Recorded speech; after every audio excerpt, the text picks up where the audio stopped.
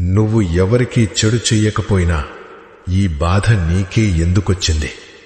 నువ్వు ఎవ్వర్నీ ఏడిపించలేదు, ఎవ్వరి జీవితంలోనూ విషం చిమ్మలేదు. అయినా ప్రతి గాయం నీకే ఎందుకు తగులుతుంది? ఇదేమి న్యాయం? కాని ఒక విషయం అర్థం చేసుకో. శివుని భక్తుడిగా ఉండటం అంటే బాధలను ఎదుర్కొనేది నేర్చుకోవడం. శివుడు ఎవర్ని తనవాళ్లనుకుంటాడో మొదట వారి కర్మల లెక్కను తీర్చేస్తాడు. ఆ లెక్క కన్నీళ్లు, ఓటమి, ఒంటరితనంతో నిండిపోయుంటుంది.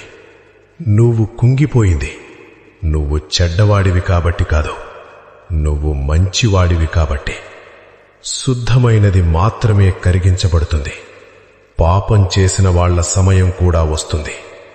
కాని శివుని ఆశీర్వాదం పొందినవాడు ముందుగా అగ్ని పరీక్షను ఎదుర్కోవాలి. అప్పుడు మాత్రమే అతను బలహీనుడు కాదు, శివుని యోధుడిగా మారుతాడు. కాబట్టి భయపడకు. నీ కన్నీళ్లు వృధా కాలేదు. నీ లోపల ఉన్న నిజాయితే నీకున్న గొప్ప శక్తి.